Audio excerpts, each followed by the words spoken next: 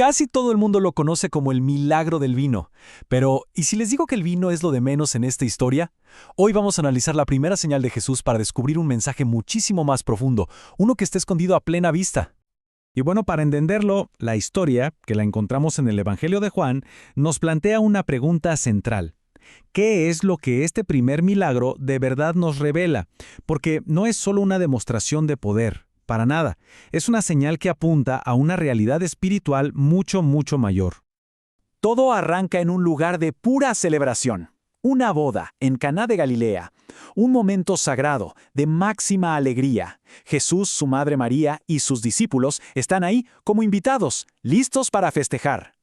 Pero claro, en medio de toda esa alegría, de repente, estalla una crisis.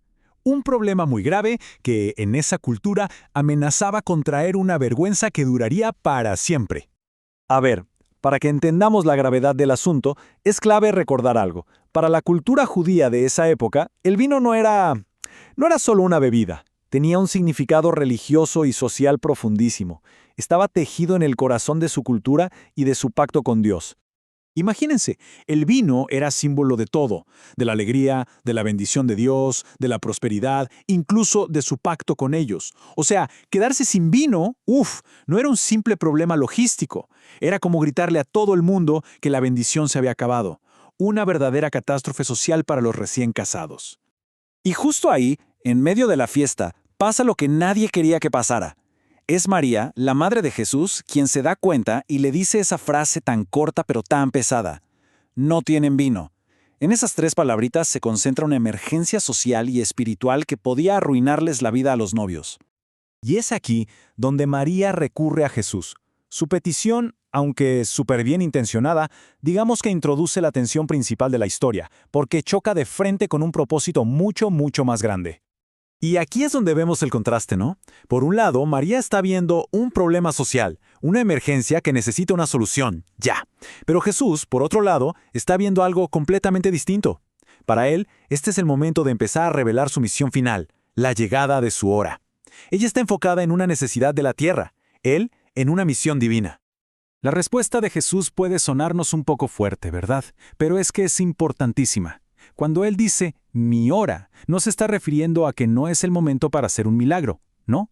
Se refiere al evento cumbre de su vida, su muerte y su resurrección. Esa es la verdadera fuente del gozo eterno, algo que la petición de María, con toda su urgencia, pues todavía no alcanzaba a ver. Y esto nos lleva a un punto clave. Este evento no es solo un milagro. De hecho, el Evangelio de Juan lo llama una señal. ¿Y cuál es la diferencia? Bueno, una señal es un milagro que apunta a algo más allá de sí mismo, a una verdad más profunda. El propio Juan lo deja clarísimo casi al final de su Evangelio.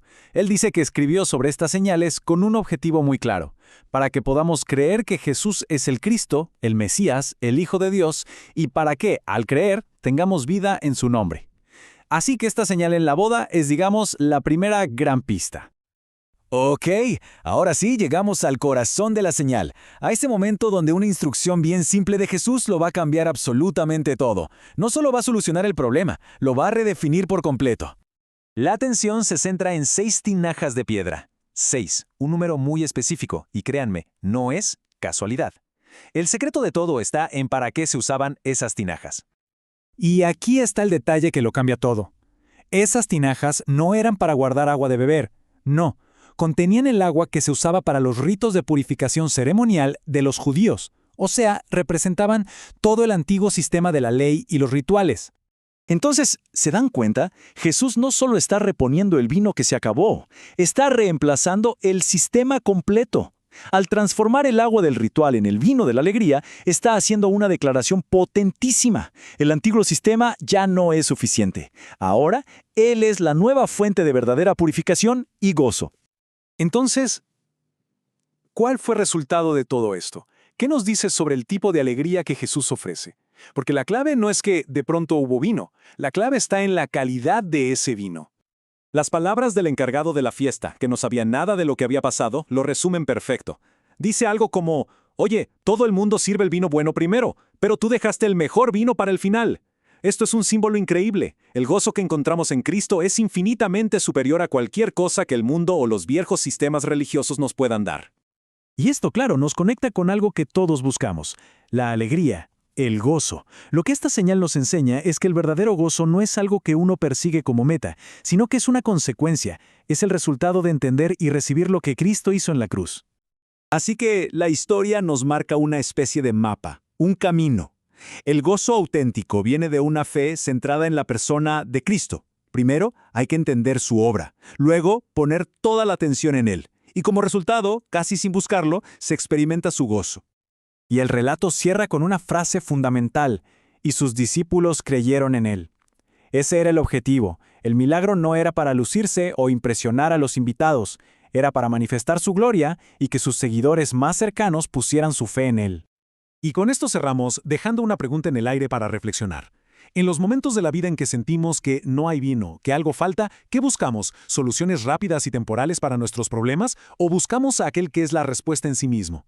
La boda de Caná nos invita a eso, a buscar la fuente, no solo la solución.